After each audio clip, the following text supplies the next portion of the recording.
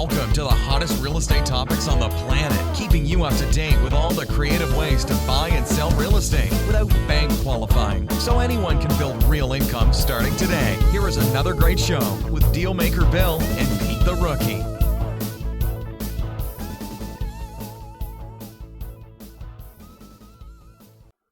All right, here we are at another episode of Flipping Houses for Rookies. Welcome all rookies. I did that without hacking. Nice. That's 5 seconds down. Yeah, 5 seconds down. So I'm going to apologize for the rest of the show if I'm hacking through it. It's right after the holidays, so I'm dealing with, family was here and now I'm sick. They should have a name for that. Yeah, there should be a remedy for that. Yeah, Christmas plague. Yeah, exactly. Holiday plague. A lot of people get that. Yeah, totally. And we decided it's not just the stress of the family, it's also the damn cookies. Yeah, the cookies, the sugar. I definitely ate too much sugar. Ouch. Episode 130, Pita. Yes, sir.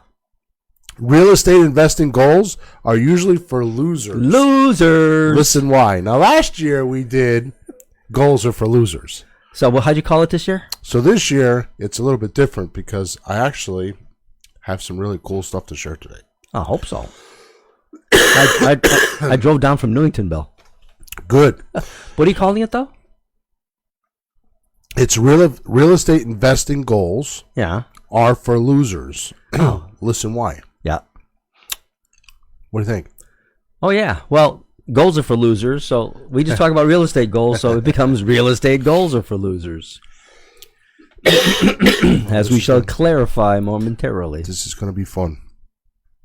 Seems like a lot of investors tend to hit a point in their life where they want to throw down the gauntlet and battle attempts of setting goals, prearranging plans, and strive to take action not usually done in the amateur real estate investor's life. Why? Because for whatever reason, something is not going as desired, like in their life, and the amateur investor desires the outcome of this amazing skill of turning houses into income while being your own boss, making your own schedule, more family time, donate to church and charities, pay off debt, and maybe plenty of time off. Did you get any of those? I got all of those, including the maybe part. Yeah. No, that's true. That's true. So why do so many not make it? Or why are there so many who lose this seemingly easy goal? Listen to this podcast to hear exactly why. Da-da-da. Yeah, it looks good on paper. I wrote mine down a couple days ago. That looks good. Then okay, here it is today. Right. I got to order the signs. Okay, I'll go order the signs. I'll do that. Okay. Then you do the next step. Well, I have to tell you. Then it's the next day. Okay, I'll put the Craigslist ad up today. Right. And I do it. I'm just too slow for myself. I can be really fast at some things slower, and then I pick up the pace. I'm not at a good pace yet. I'm not. Since we came out with this a year ago, goals are for losers. Yeah. I've actually figured some things out that I've been trying to explain to you for a year. and I guarantee you that by the time we get to the end of today's show, you're going to be so appreciative you're going to want to buy me lunch. Can I have a paper and pen? I'm going to write these down. Sure. So, let's start off with this. Lunch, huh? You're going to be so intrigued that you're going to want to buy me lunch. Okay. Well, I'm dead on. I actually I took New Year's Day and did what you're supposed to do. I worked on stuff and just really planned. Right. Specific enough, not crazy, not sit there all day, but I got it pretty good and we're pretty fired up. Yeah. Yeah, we're pretty fired up. My check cleared yesterday from the last sale. It took days, and it clears. Okay, we're chomping down thousands on this bill and thousands over there. It's nice. Yeah. Chomp them down, chop, chop, chop. Well, $40,000 at the end of the year is nothing to sneeze at, is it? No, and I have a guitar I'm picking up today. Nice. Hey, Bill, guess where I'm getting it? Where? Walgreens. Walgreens? Okay. Turns out that heads up, folks, if you have a package coming from FedEx and you can't pick it up, they have sites, and it's not this big warehouse like 100 miles away. It's like everywhere, like every Walgreens, my town, the next town on the highway, everywhere. So you can just say, please send it to such and such, and you go pick it up. Isn't that crazy? I didn't know that. Yeah, I didn't either until so that, and then looking for vacations, paying the bills down. Yeah, so that's what you're supposed to do, right? I guess. I'm past all that. I Well, don't do that pay anymore. the bills. Let me look at the list. Pay the bills. Yeah. Go on vacation. Have time with your family. I'm doing that. Good. Okay, keep going. Intrigue me, Bill. All right. So the ability to set goals, make plans, and take action on them determine the course of your life. Agreed? Yeah. Because people that do it are usually more successful than people that don't. That's been studies, right? How could you not? Right. I mean, I know people don't even make goals. Right. I mean, for the day or tomorrow, so that's not going to work. So here's the interesting thing. Just thinking about it unlocks or triggers certain creative juices in your mind, right? And often increases mental power for you. Just thinking about it, Yeah, absolutely. right? Don't you feel better when you get an idea like, hey, what if we did that? Wouldn't it be good? Right. And just the positiveness of that, the positivity. It's like it gives you direction. Yeah, but it gives you that energy I'm talking Right. about. You just said the energy. Like, you can be sitting on your couch. I don't have anything to do. I feel tired. Right. Hey, you want to go to the concert? Concert? Right. Hell yeah! And all of a sudden you're awake. Right. So very often this just makes you feel good, Yeah. right? Yeah. And it gives you hope for some problem or barrier you may have, and you can't overcome it. Yeah. No, the So hope of that. Yeah. It gives you some strength, Yeah. right? Yeah. Like with you paying your bills and going on vacation, and I mean you're actually doing it now. Yeah. But when you first started, those were that's what aspired you to go through the anguish of getting to this point. Yeah. It's any goal. It's work. Right. It's not just la-di-da. But if it's a good enough goal, what the hell? Right. So, however, though this feels good, okay, most actually don't have some of the basic tools that will push them into reality like they plan it to. Yeah. Well, you have to know what you're doing. You have to know before you go. Right. So today, I'd like to talk about some of those fundamental laws in nature, right? Because they're there. You can either agree with them and get more motion, or you can disagree with them or not know they're there and get less motion, Yeah. right? Yep. And they'll catapult your dreams from a wish into a hardcore reality. And that's a promise. I'm listening, Bill. You're going to buy me lunch today. Willingly, not just because I'm telling you that you're going to do that. I'm telling you, you're going to Bill. be so grateful what I'm going to go over with you today. Bill, if it's good enough, I'm going to even buy Emma's lunch. Wow, That's Em, good you get that? Yeah. Em's not talking. She got a frog in her throat. Thanks, Pete. All right. So first of all, systems or habits are the magic of attaining goals. So when I say goals are for losers, I'm not saying don't have goals. What I'm saying is if you don't have a system or your habits aren't wrapped around those goals, then the likelihood of them continuing or staying are going to be a constant fight. Yeah. Like dieting. You like cookies. Mm-hmm. So how long are you going to give up cookies for? Sooner or later, you're going to have a cookie. Just on holidays. Yeah.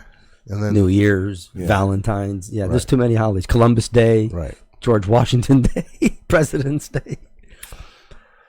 So once you have the thought about your goals and how to achieve them, what happens is the more you think about them and the more you put attention on them, the more they solidify, Yeah. right? And the greater they become, and this kind of like fuels your inner drive and desire to accomplish them. I have a question. Mm-hmm. Do you think it's different if you have a partner or doing it on your own? Just curious. Right. So I mean, I have you. My wife helps a bit. Has a lot of support. So, what do you think? Because people get knocked down if they're alone. Is it harder? Can they? Yes. Well, think of it this way: the battery in your car, Yeah. right, Yeah. has a positive and a negative. That's right. Just like life. Right. Sorry. So if you were to take one of those away, say the negative terminal, Yeah. what happens to the current? It can't go. It doesn't move, It right? can't go. No. I mean, the current's still in the battery. It can't flow. It just doesn't flow, Yeah. right? So there has to be two terminals Yep. to be able to flow. Right. So our goals are the same way. Mm. Having two people with the same passion is a big help. Yeah. Well, the passion is not always the same level, but it helps to have something, I think. Yeah. Yeah. But if you have, we have each other, team, other people. Yeah, so having comparable terminals of magnitude Yeah. is important. Yeah. So in other words, on the battery, if you have a positive that's got, 30 amps and a negative that has 3 amps, Yeah. it's just not going to Does be that- sufficient. So, metaphorically speaking, does that become 3 amps or 15? Yeah, Peter. No, I'm just wondering, Yeah. Or 0. So here we go. Yep. So what really gets goals accomplished, and these are my own words, these are made up words, okay, are actions of passion. Actions of passion. Yeah. So if you're doing actions of passion, so what does passion mean? Well, you have a lot of emotion in a certain direction, a real desire for something. Right. It's not something you're forcing yourself to do. You really want to do it. Yeah. So the innate or natural inclination to do it will always gravitate to it. Right. Like it's intrinsic. Right. Intrinsic. There's that word again. I was actually thinking that, but I didn't want to bring it up because I knew you'd turn it into something. No, that's all. You just have to use it for a few weeks. Yeah. Use your words, folks. Learn the words. Use your words. So now let's talk about action. Okay? Yeah. So how do you get a return on your investment of activity? Mentally or physically? How do you get a return? Well, if your actions are correct, you should get something back. I mean, if you do stupid actions, let's dust the office, let's vacuum. Right. Let's I don't know, let's do our books, let's balance the budget. Right. Those are fine, but it's not going to make you products. Right. So what do you mean? So so if you're going to have action, then what do you get for a return? I mean, if you're going to do something. Well, if you have it aimed at something for real, you should get something back eventually. Right. It depends what you pick. I mean, you can have all kinds of action. I think there's two kinds: look busy but don't get anything done, and the things that you really need to get done. Right. Right. So, but the things that are the easy ones, the unimportant ones are easier to do, and it looks busy. So you just walked in to the nest of realizations. Here comes the epiphany. Ready? Mm-hmm. You ever hear of the 80-20 rule? Yeah, I have. So what most don't know is that a gentleman named, I got to read it right, Vilfredo. Vilfredo? Yeah, Vilfredo. Oh. Pareto. Vilfredo Parento. That's a Yeah. real name? He's an Italian guy. That makes sense. They're smart people, those Italians. Here we go. He What first wrote about this 80-20 rule in 1895. They had people back then? Yeah. So, there's a lot of newer gurus that talk about the 80-20 rule, Yeah. like Perry Marshall. I thought it was all Grant these guys. Cardone or someone. Yeah, no. No. So what he noticed in Italy was approximately 80% of the land was owned by 20% of the population. Okay. And he called this the vital few, Mm. the 20%. Yep. The vital few. My ancestors used to rent from those guys. Right. Yeah. You got screwed by one, too. Yeah. It's not hard to do. Oh, my goodness. So, excuse me. He later discovered that virtually all of economic activity was subject to this. The 80-20 rule. So 20% of whatever was creating 80% of whatever. Right. Or what he called the vital few. Yeah. So the vital few, right, Well, yeah. created the other 80%. Yeah. No matter what it was. Mm-hmm. Well, I guess there's leaders and followers. Right. There's always fewer leaders. So just to put it in context here, 20% of your customers always results in 80% of your profit. Right. So you're looking for that. Like I know, for example, we're doing a lot of fundraising at the church we're in, right? Right. If you look at it, it's an 80-20 rule. 20% of our donors will pay for 80% of the charity. Yeah. Does that mean 80% will pay the other 20? Right. And vice versa. Okay. 20% of your marketing campaign will be 80% of your results. Right? And 20% of the people out there trying to buy houses can get a mortgage and the other 80% can't. Right. That's funny. Right. In a way that matches. Right. Okay. So, apropos to our goals, right? 20% of your activities will account for 80% of your results. Holy cow, Bill. That means, Bill. That means that I can figure out the crappy 80%. I can only work 20% of the time. Exactly. But who's I told you you're going to buy me lunch when we get done. But who's going to mow the lawn? and dust the room and sweep the floor and do all the stupid stuff? Whoever accepts the check. My little check? No. Whoever you hand the check to. Oh, okay. Yeah. That's right. Mm-hmm. So just let's do that again because this is vital. Mm-hmm. Okay. 20% of your activities will account for 80% of your results. Okay, you know what else? What? That's why it's hard to get to the important 20%. Right. Because there's 80% of things like, well, I have to neaten the desk. I have to, wash the car. And the things that you don't just completely neglect, but it's not the stuff that puts the money in your pocket. Right. But those things take up 80% of the time, so you never get to the 20%. We're going to talk about it because I keep talking to you about. I keep saying to you, in private conversations, it's like you're doing what you want to do, not what has to be done. Mm-hmm. And this explains it better because that's what most people do. Is they like hobby horse.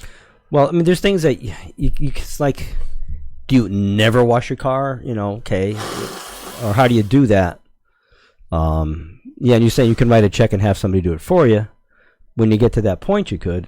Up until then, you don't quite have the money to do it, blah, blah, blah. So it's a little trick, it seems, to get from there to there. Like you have to put things on hold and just do the important things or start your day with the important things. It's going to get better, Peter. Okay, I'll shut up and listen. No, you don't have to shut up. It's going to get better because you're like, this is exactly... It's like a coaching session right now. This is exactly what's happening is you're having these epiphanies. Hey, Bill, am I in the hot seat? You're in the hot seat, yeah. So if you drill it down to even further, this 80-20 rule, right? We find that 20% of our tasks will account for 80% of the value of what we do, right? Mm-hmm. So 20% of your tasks result in 80% of your value. Can you give some examples? Yeah, we're going to do that. All right. So this means that you have a list, if you have a list of 10 tasks, right, in a day, 2 of them will be much more valuable than the other 8. I have my list in my pocket. I'm tempted to pull it out. I think I'll wait till lunch though. So here's the point. First of all, I'd like to put the gauntlet down and just point blank tell you and my listeners that if you are not doing a to-do list every day, you're probably about 50% productive, if that much. I think it's more like 30%, but I'm going to give the benefit of the doubt today. Well, I think it's worse than that. I think you're only like living for the day, getting through the day, and not creating anything future-wise that you could really care about that's important. Right. I mean, if you want to do anything, you want to have some friends over, you have to plan that. Right. If you want to see your granddaughter, you have to plan that. Not the things just don't like the door opens and like, oh, there it is. Well, answer me this. Riddle me this. Riddle me this. Batman. So I don't know if it's just me because I've just turned 55 and I've been kind of dealing with I don't remember as good as I used to. Yeah. So it could just be me. But I do know that when I wake up in the morning and I'm fresh and I write my to-do list, by the time I get to lunch, I have forgotten about some of those tasks because the environment has pushed me around or created new problems or created a new situation or posed to me some other something that made me forget about what was important that morning. Sure. So without a to-do list, you really don't. You lose that. Well, it's like you say, you either sell life or life sells you. In this case, it's life because life does things. Even your own deals, your own things that you got to do. The plumber didn't show up, or whatever's going on. Somebody didn't pay the rent. Right. Those things. But those things you have to do because you have to do. But then you lose the important things on top of that. That's what you're saying. So here's what I've been doing. Yeah. Okay. So, well, first of all, I didn't make this up. Okay, the task part of it, the 80-20% task. I didn't. Actually, that's from Brian Tracy in one of his books. Brian Tracy. Oh, okay. I read that somewhere in one of his books about. So the 80-20 relating to specifically tasks. Okay. Yeah. Well, it's all fitting though. So I want to give credit to where credit is due. This is not something that I invented or, I read a couple paragraphs in a book and then I applied it to my life. And what we're talking about is my experiences with that datum. Okay. But I want to give Brian Tracy credit for that. Right. Okay. So here's the thing. Try this. This has made a freaking huge difference in my life. When you write your to-do list, on the very top of the page, before you start writing, you put 20% in the left column. Oh. And you write down the 2 or 3 or 5 actions that are the 20%. Then you go, a quarter of the way down the page or whatever, and you write the 80%. Here's what I notice.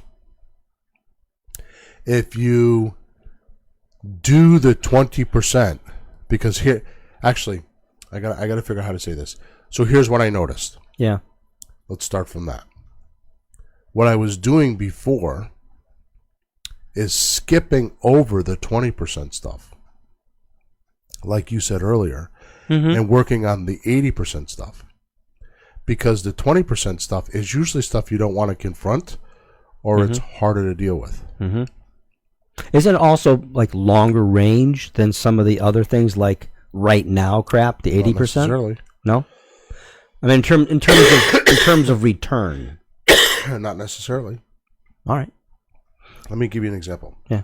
And we're going to go over what some of these 20%, that's what the second half of the show is going to be, is what are the 20% things that you should be doing as an investor? Yeah.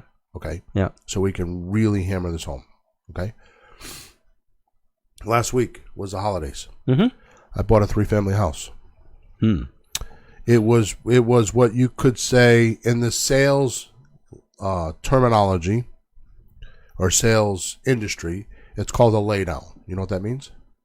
It came really easy. Yep. Yeah, it just fell in your my lap. Right? Yep. I bought it for what the guy owes on it. Mm-hmm. I mean, the number was like with decimal points. You know, like 124,834.85. Oh, really? That's what I paid for. I paid what he owed. Yeah. Okay, so it wasn't an even number. It was exactly what he owed. Uh-huh. I bought it with no money down, 3-family house, no money down, with about I think $800 or $1,000 a month positive cash flow. Yep. Terrible. Isn't that terrible? I bought it on a lease with an option to buy. So I didn't even buy it. I'm just controlling it. Mm-hmm. Right? I was working on the 80% stuff and for several days didn't write the lease. Why? Just because things happen, like the environment and pressures, and I got to answer this email, and I got to make this phone call, and I got to go here. I have this meeting. Yeah. I saw a good piece of advice. I think it was Pat Clouden, guy from businessman in Florida. He said, when you get up in the morning, don't do your emails. Don't do all that stuff. Right. Just don't even look. Just do the things you know you're supposed to do, and then look later. How much of that is important? Right. But, you know, what people do, like, let me see my email. Let me see what people are telling me. Right. And that'll totally distract you. I mean, there could be something important. If there is, go get it. But he made that kind of a point, because that's one of the first things people do in the morning. Just check the phone, check the mail, check the. Right. See, like, let me see what the universe is throwing at me to stop me and slow me down. He has a pen name. I don't know what his pen name is, but you should read his book. It's called Crisis by Design. That's you Pat? you ever write that book? You ever read that book? Crisis No. by Design. No. It's a pen name. I forgot. Could you look that up, please? Crisis by Design. It's not Pat Clouden. It's his pen name. Mark Twain. Yeah, something. Great book though. Uh-huh. So that's what I'm talking about. Is that's 80% stuff. What? John Truman Wolfe. That's his pen name. It's actually Petra Clouden. Don Truman Wolfe. Okay. It's John, isn't it? John John Truman Wolfe. Okay. $19 on Amazon. Can you put the link in Facebook for me, please? Crisis by Design. Yeah, great book. Great book. Well, it's a shorter version of Jekyll Island? yeah. Okay. Well, that's good. I mean, he goes right for the jugglers in that book. Okay. Short's good. Right to the point. Yeah, he All doesn't right. do the history, but he goes right for where Crisis by Design. Anyways, what you're talking about is doing the 20% first. Yeah. So let's go back to my lease option. So on Friday, I draft the lease and I email it to him. On Saturday, I'm sitting in a Dunkin' Donuts. He's signing all the documents, giving me keys, telling me he wants me to collect the rents by the 1st of the month.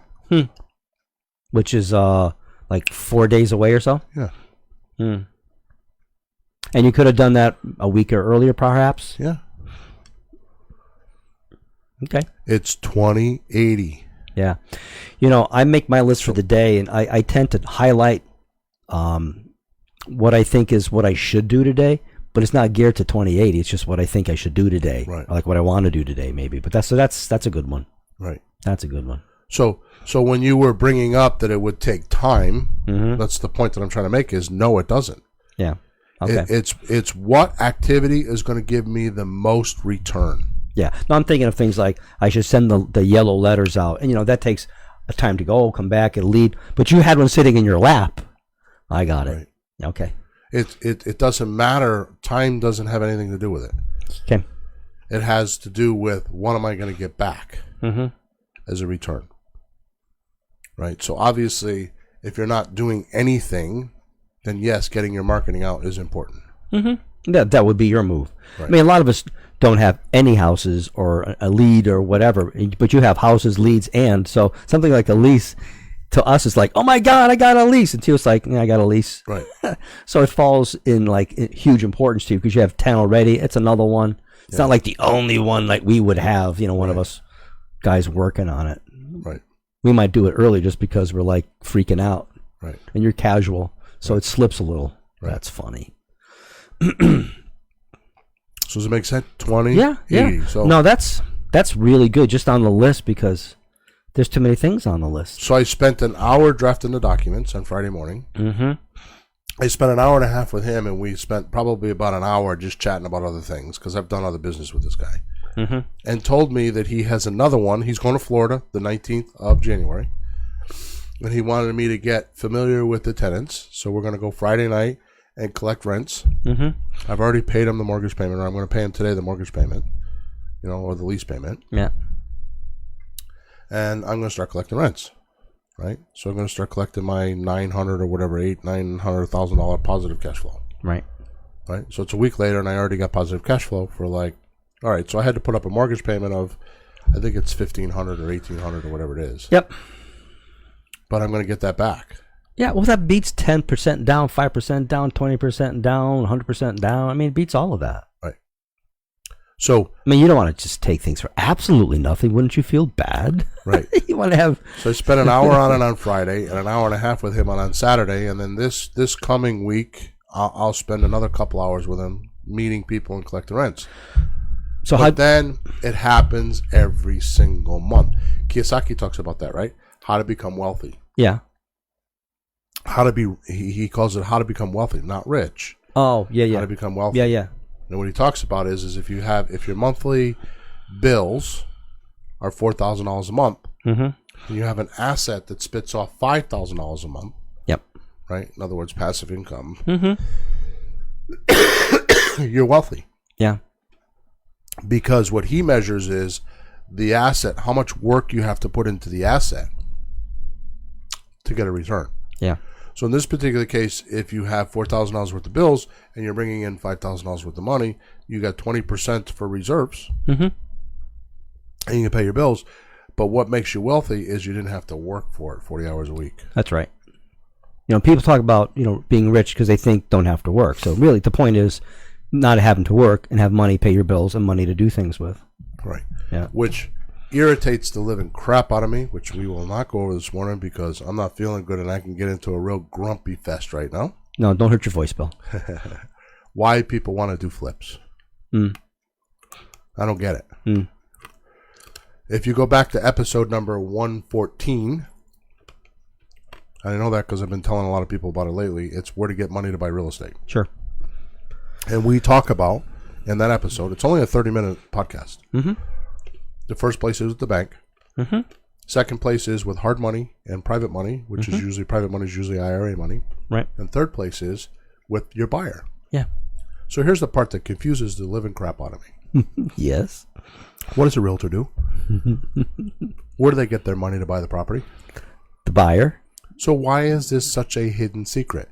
Why is it that when people like me come along and say you can buy real estate without any money, they're like, oh, that's a scam. Oh, that's blah, blah, blah, blah. Why? The realtor's been doing it since September 13th, 1949. It has to be the time factor. It's the only thing I can think of because there's time added in because it comes over time instead of instantly from the bank handing you a big wad so everybody can finish and go home and feel like they're done with less money. With less money. Because cash is less. Time is more. So. Okay. So I can only guess. Do it all the time. Yeah. Why do I do it all the time? And I didn't realize this until just recently, is because I try to concentrate on the 20%. The 80% to me is minutia. And you know that, especially Emma knows me that. Let me give you an example. Yeah. We did a meetup a couple weeks ago. And I have a social media guy, right? Sure. And he wants the content from the meetup. Yeah. Right? He wants the video. Yeah. So there's 3 SD cards. 3 cameras, 3 cards. You have 1 and we have 2. Yep. And he has, and I see him at the church and I see him, around, and he's like, did you bring me the SD cards? Finally, the other day, he said to me, Bill, what's the matter with you? And I looked at him and thought to myself, no, what's the matter with you? Because I'm thinking the SD cards are like the 80%. Oh, yeah? Well, I mean, really all it's for is just social media in hopes that I'm going to get somebody to buy a course later on. It's not a direct return on investment. Huh. It's not the 20% that writing a lease. Yeah, that's more. Getting a house. Yeah. Right?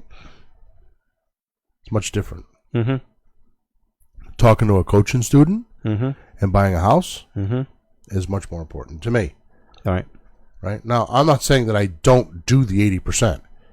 It's just, what do I focus on? I focus on the 20% that's going to give me the 80%. In other words, what can I do? It's kind of like this. What can I do to have the most impact? Right. For the least amount of effort, time, and resources. Well, when you have 100% of things on a list, you just can't get them all done. Right. So if something's going to fall by the wayside, is it the 80% or the 20%? And unfortunately for a lot of us, it's some of the 20%, half of it at least. And then like, oh, I mowed the lawn. Right. Which, has to be mowed again next week. And so let's talk about... Hey, Bill, you'd be proud of me. I hired the 9-year-old kid to do my leaves this year. Nice. I didn't do the leaves. The guy said he was going to do my leaves, and I had to go out and rake them the other day because his lawnmower is broken. Oh, yeah? I finally mowed my lawn, I think, 2 weeks ago when it was a decent day, like in December, just to finish that last, get it done in the front. Not only the front, though. So I hope you're proud of me. I didn't finish the garden, didn't finish the backyard. See? I'm leaving some of the 80% on the table. Good. Yeah. So if you had a locomotive going down the tracks, say at 5 miles an hour, a train. Yeah. And all of a sudden, it couldn't go anymore, and the engines and everything works, what would that mean?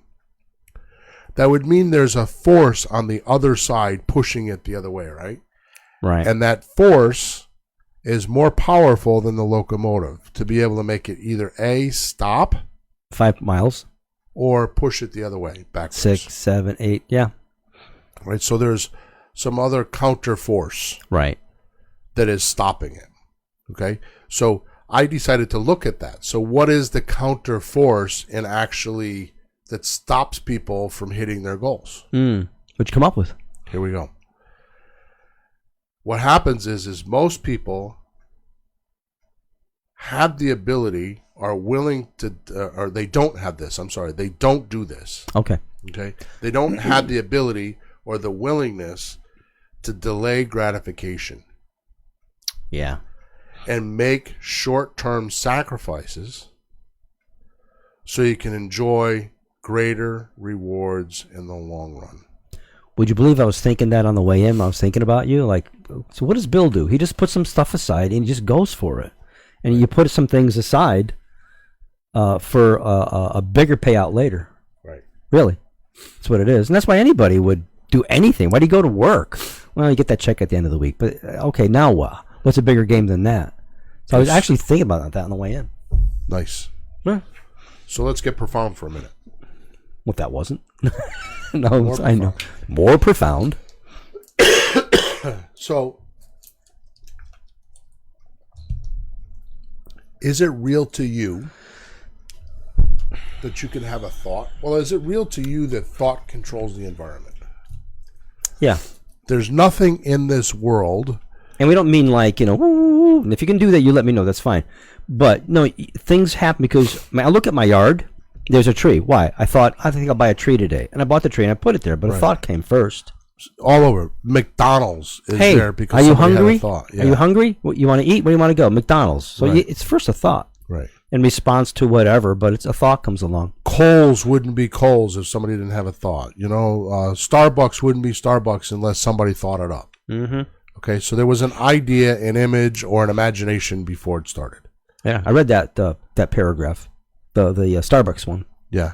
He's in Italy. What great atmosphere these coffee houses have. People come, they sit, they talk, and they take their time. We don't have that in America. Why don't I do that in America? A thought in Italy. And they brought it here. Right. That's one example. So that makes sense, right? Mm. So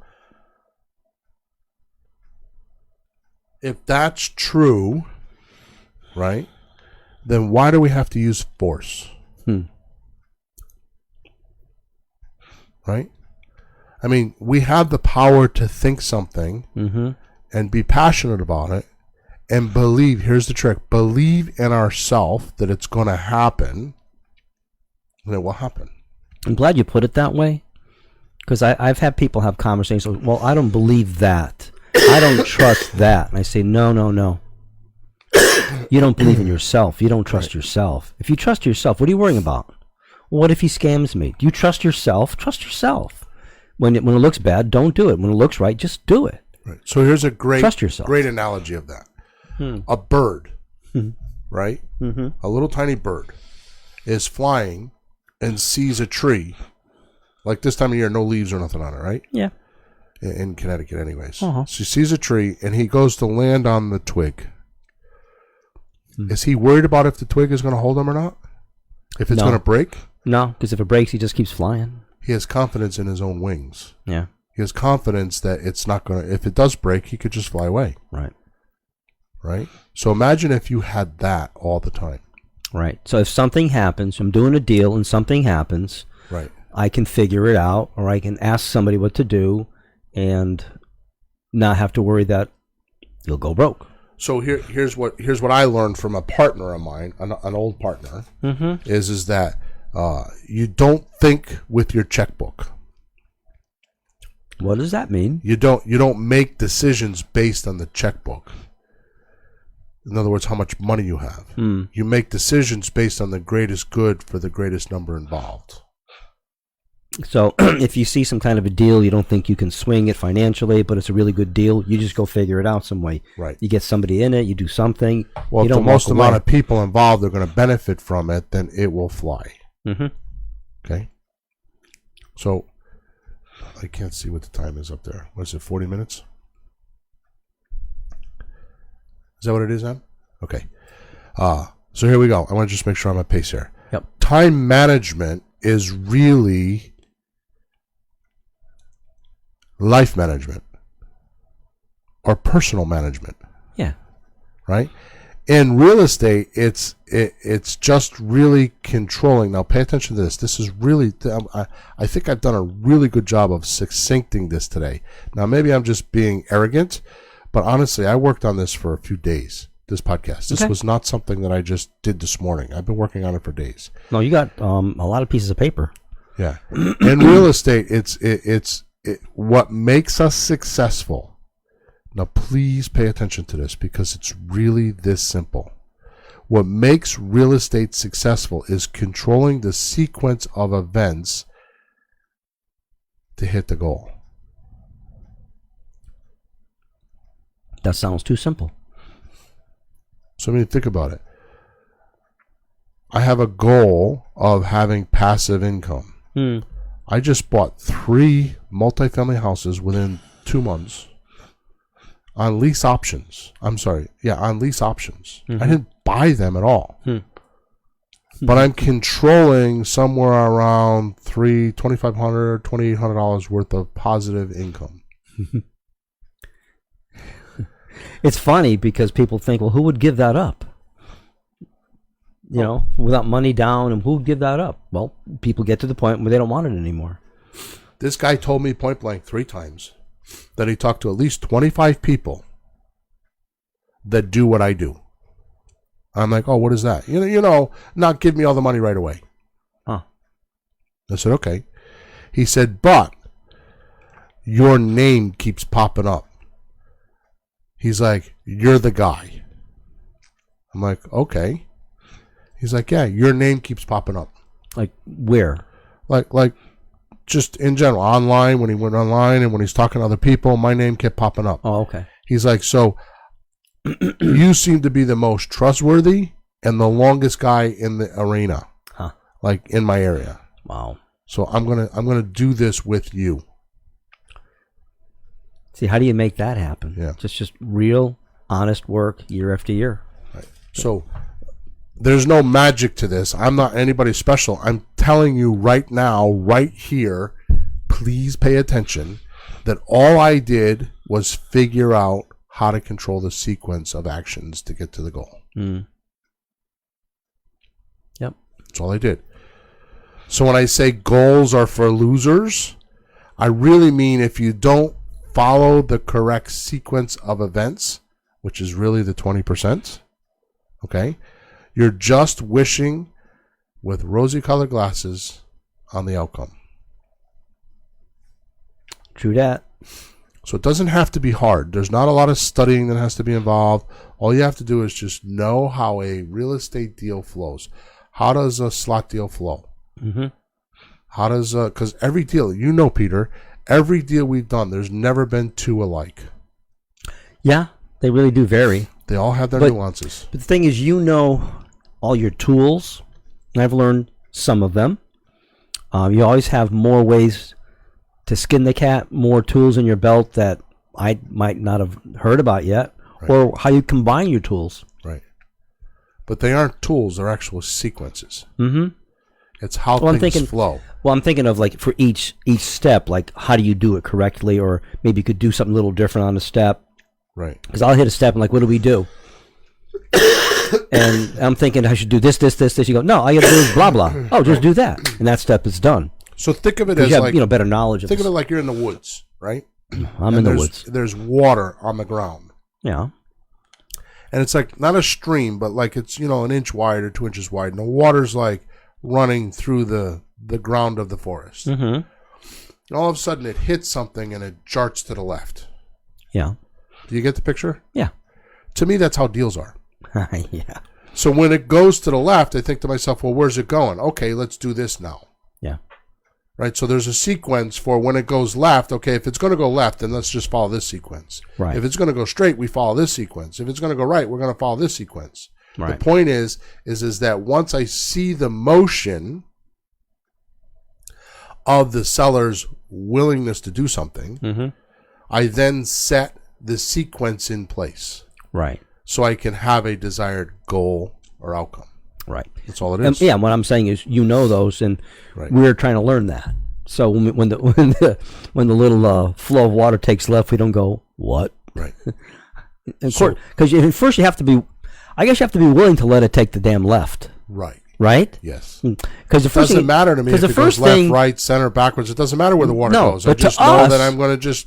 I have like two tools for that creek at this juncture, and if it goes straight, I think I'm going to be okay. If it goes left, like, oh, what do I do? Right. That can happen. Like, and I might have one or two angles that don't fit, and you have five, and you know the one that fits. Right. So that's why we listen. That's why we're listening to the podcast.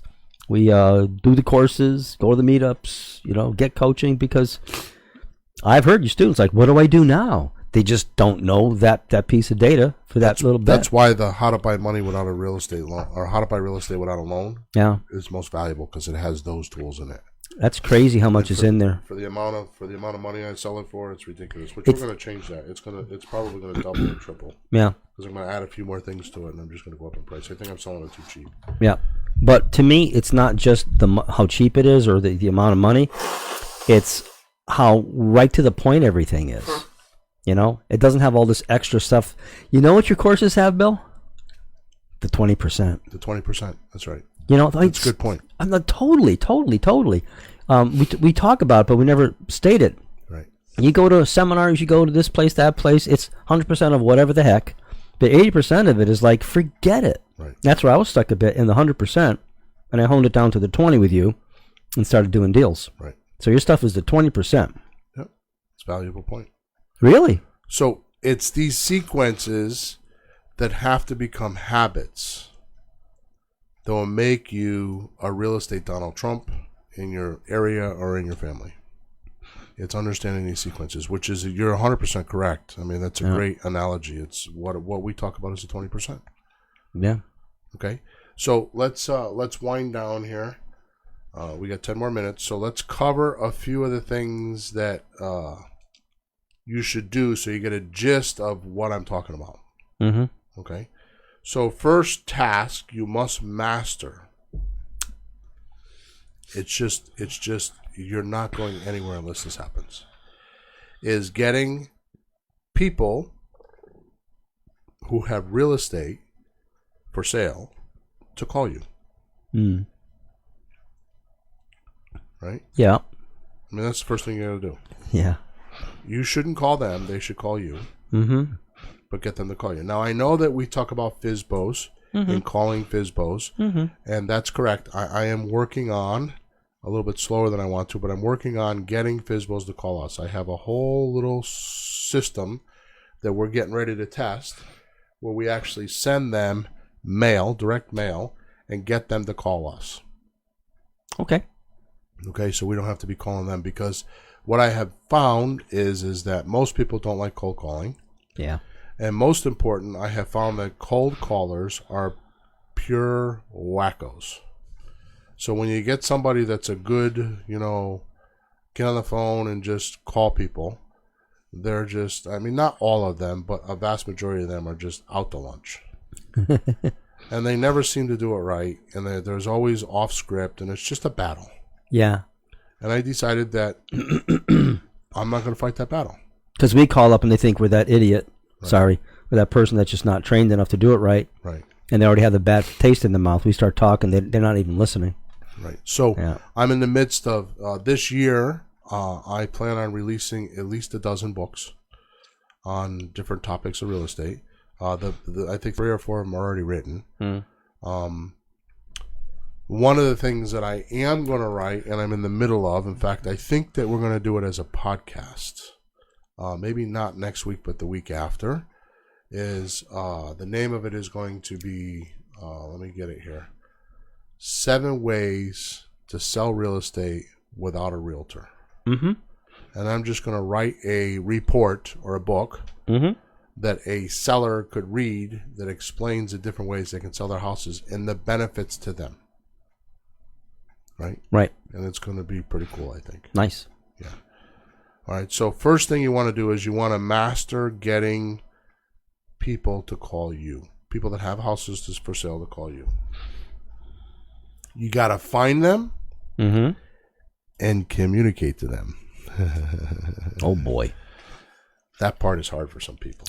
Yeah, because talking isn't communicating. Right. Talking is yapping. Communicating is really connecting. You know the word uni means one. Oh, yeah?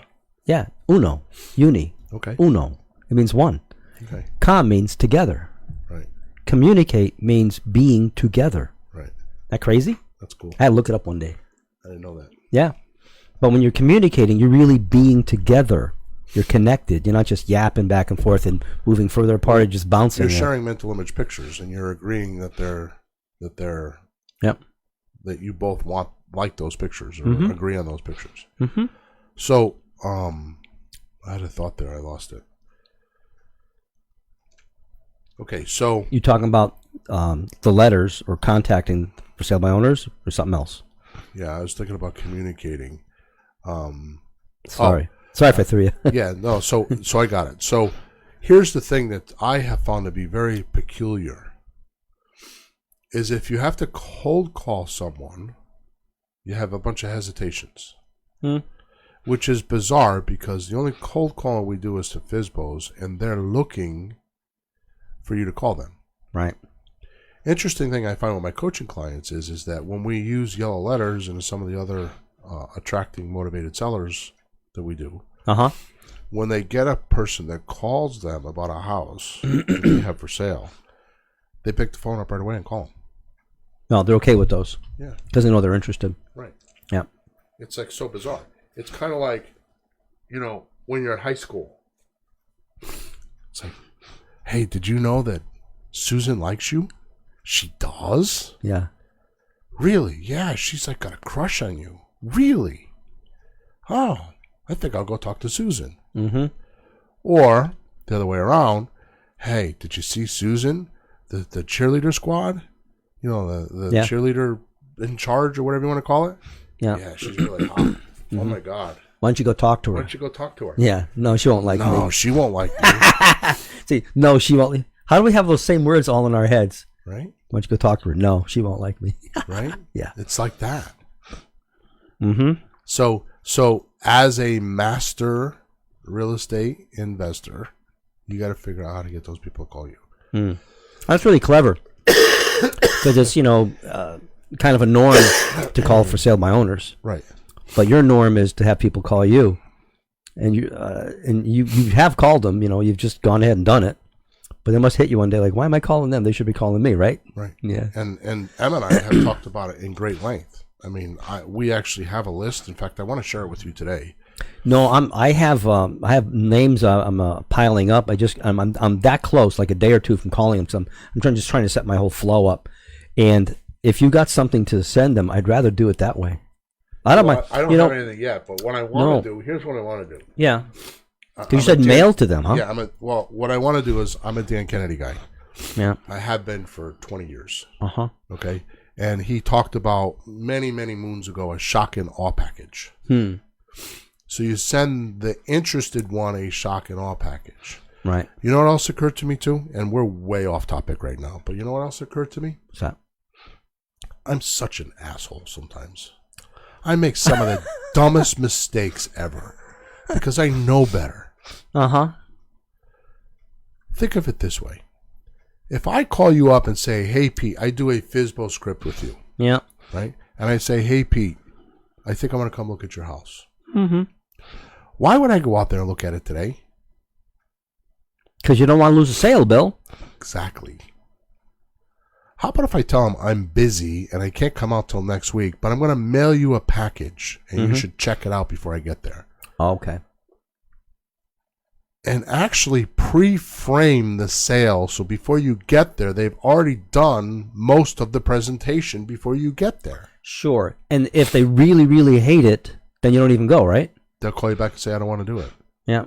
And if they have that much information that they understand it that well, then there's no sense arguing with them. Why if they really aren't we know. doing that? Because you know why? No one else has ever come up with it, and you're smart enough to finally figure it out. I mean, it's not all sitting in there. Why not? I mean, we're talking about a huge sale. Yeah. 100,000, 200,000, 300,000. I was just reading some one of our books, and it said, don't forget your credibility pack. Like, credibility pack? Oh, shit. Yeah. I don't have one. And I have some few things I could put in it. Right. But it's along those lines, isn't it? Yeah. You're sending your credibility before you even get there. Right. So that they have trust in it. Why not have, like I have, for example, I have done my presentation for my coaching clients on a video. Yeah. I give it to my coaching clients. Why couldn't I burn that on a DVD and put it in a package and mail it to somebody with a free report? 7 ways that you can sell real estate without a realtor. All right. Why not? Show them how to do loan to value ratio. Give them the cost to sell worksheet. Yeah. Oh, I mean, really? I don't know. I'm playing. Oh, with it in my head. That's what we gotta talk about. Well, we've talked about that too, because when we go in there, they know what the realtors do, but they don't know what we do, and it's a little bit of a shock to try to explain everything to them in that 90 minutes. So we do over and over again in the 90 minutes our presentation to indoctrinate them that there's 7 other ways to sell their real estate other than, in other words, what we're doing is we're actually giving them a choice. Mm-hmm. Right? And then the cost to sell worksheet decides what they should do. Right? Yeah, that's actually exciting. So I'm studying on a stack of like FSBOs I just pulled in. I just got a service and I got a stack of them. And I'm getting all my marketing out, getting all the stuff ready. So I'm all ready to just like give it a good blast, Right. But then I'm like, I know you're working on this other stuff. So I'm like, what's Bill got? Yeah. Should I text them? Is there a letter that we're sending out? What is that? Because, it's not just a matter of saving work. It's if you can enlighten the people on how it really could go. Easier. Yeah, but you know what else it is? People can't change their minds that fast. Yeah. They can't. Well, even if you're right in 90 minutes. For me, it's a little bit different because I obviously have success. I already know that. Yeah. So if I could put all this in words and give it to somebody like you, now it's me selling your client. Yeah. Anyways, let's move on because we're way off topic here and we need to end off. Sorry, I liked it though. So the second thing you need to do is you need to be able to pre-sort your incoming leads. Mm-hmm. Right? You need to put them in buckets, prospects and suspects. Okay. Right? And only talk to the motivated sellers. Right? Right. Whack the time-sucking suspects. Whack them. Get rid of them. Marlon Grant says that. Mm-hmm. By the way, that's about 95% of the leads coming in is going to be a suspect. Mm-hmm. Right? So the important task is to set up, and this is the 20%. So if you know this, the important task is to set up a marketing machine that does this for you. Right? Once you set it up, it has big returns. So you spend 20%, that's one of your 20% tasks is to set this up. Yeah. Right? Now this is important.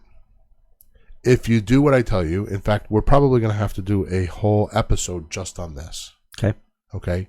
It allows you to cherry pick the deals. Mm. So what makes me different than most is the amount of deal flow that I get, and I cherry pick the deals. Now, one of the things that we learned this year was you have to have multiple marketing campaigns. Yeah. And you have to have the ability to sort through your deal flow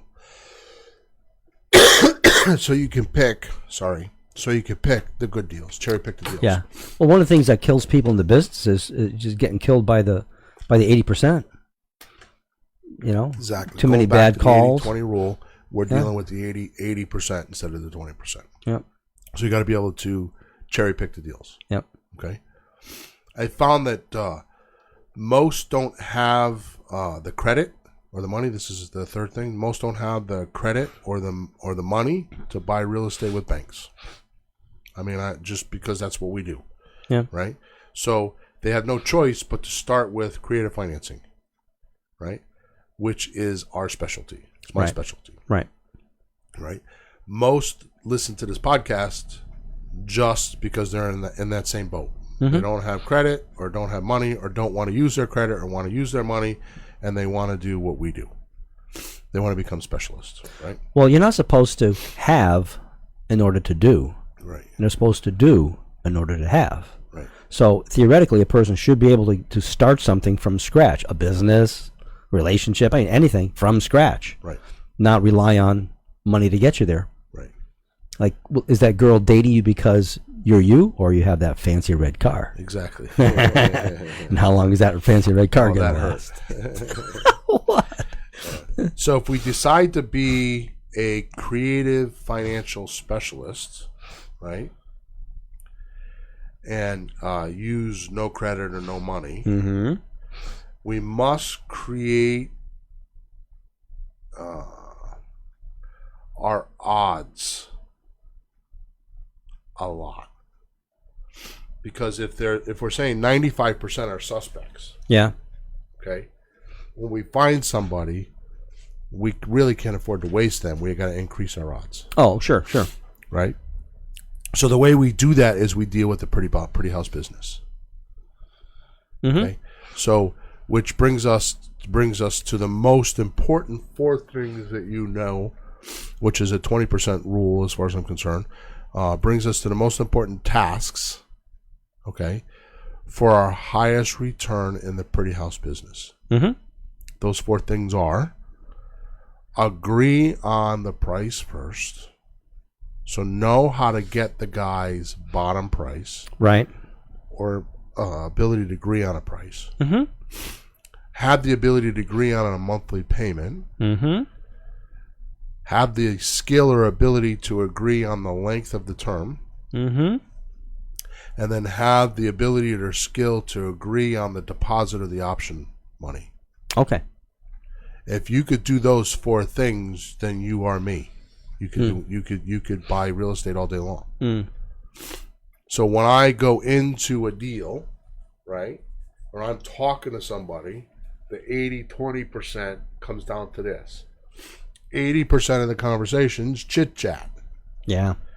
The 20% of the conversation that we need to get is these four things. So you tell me very often when we go into a deal that I'm very casual. Mm-hmm. Why am I casual? Because I know I need to get these four things, and that's all I need. All the rest of it is whatever they want to talk about. I talk about it for half an hour, 45 minutes, whatever. At the end of the day, I'm leaving with these four things. Is there anything specific, or is there anything in the 80% of conversation that you should be doing to help the 20%? It's just rapport building. Okay.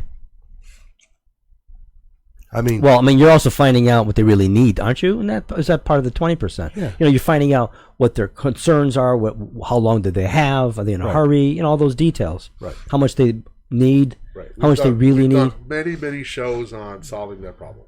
Yeah, and that's in the 80%. But that's important to get to that. Okay. That's right. So on number 4 above, I wrote 4 above because that's the way I wrote it. But on number 4, which is agree on the deposit and the option deposit, I got to tell you, I don't talk about that. No, because when you're going through the 3 steps, like, what's the 4th one? Oh, and I'm thinking, you only do that if you have to. If they request it, then I talk about it. Otherwise, I don't talk about it.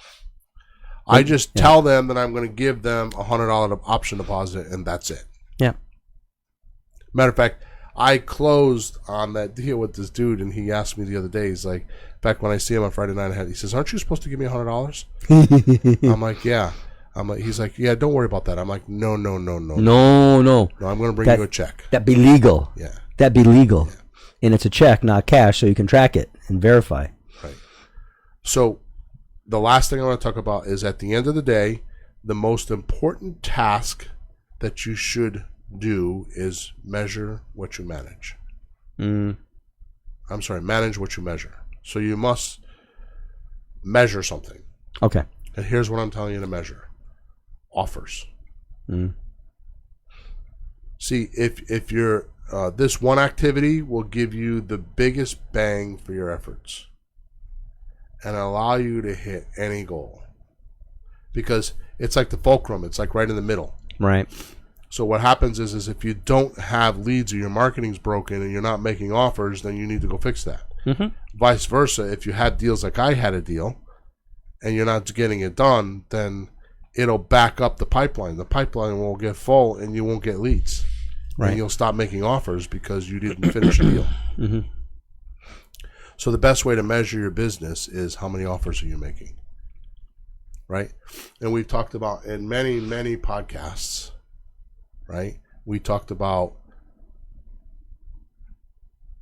when you're first new, it's about 15 offers you have to make before you actually get a deal. Right. So how long does it take you? Does it take you a week, a month, a year, 2 years? Yeah, well, what's it take to get the 15 offers? So you back that up. I'm going to actually add that to my coaching applications. How many offers have you made? Because then I know what they're doing. What they're doing is they're doing more of the 80%, not enough of the 20%. Because making offers is like the 5% that you need to be doing. Because if you really want to get technical, and I'm going to jump off the deep end now, and we're not going to talk about it because we're already over time limit. But if you take the 20%, so you got 80-20, right? Right. So if you take the 20% of the activity you're supposed to be doing to get the best results, and then you break that down to 80-20, ooh, what are those things? Wow. I have my opinion. Yeah. Making an offer is that thing. Is the 20. And the 80 of the 20 is the things that get you there. Right. Yeah. It's interesting. So if you're not making offers, you're not in the real estate business. And this is a very offending thing to say, but I get a lot of emails on it, so I know that it hits a chord. If you're not making offers, it's mental masturbation. You're not really in the real estate business. You're just doing something else. And that's it. Yep. So how did I do? You get lunch. I get lunch? You get lunch. I think you would buy me lunch anyways. Sure. No, there's important things in there. I mean, I do make plans. I do try to focus on things and try to get them all done, but you can't get them all done. You can think more than do things. It's easy to think. But isolating it down to the real important things, that's important. I'm going to tell you, the magic of today's show is doing a to-do list and bringing it down to the 20-80%. You do that, and you'll notice right away that by the time you get to lunchtime, you'll feel like you've produced. Yeah. When did you hit that? When did you hit that? Oh, I've been playing with it for, I don't know, a month. Yeah? Maybe. What inspired you? Just books. Something I read with Brian Tracy started it. Yeah. Yeah. Okay. Anyways, 2 things I want to say before we leave. If you go to flippinghousesforrookies.com/free stuff, there's a bunch of stuff there that we give away. There's videos on how to do our 8 deals or 7 deals, plus the loan to value ratio. There's a bunch of forms, FSBO forms, all the stuff we were talking about today. A lot of it's for free. You can get it there. The other thing is we have been doing another podcast. It's called Flipping Houses Startup Bootcamp, and it's a sequence of a 30-minute podcast that if you're new or you aren't new and you wanna know what the sequence is, because today we were talking about the sequence, right? Knowing the sequence is important. This teaches you the sequence, and it's totally for free. And if you want to learn the business instead of making it up, right, from TV. And the point that you bring up is that this is the 20%. So if you want to know the 20% of what you should be doing, then this is the place to go. It's Flipping Houses Startup Bootcamp. If you go to any podcast platform, you'll find it. Mm-hmm. Or you can go to our redirect link, which is flippinghousesforrookies.com, free training podcast. Mm-hmm. And that's it. Talk to you next week. Over and out.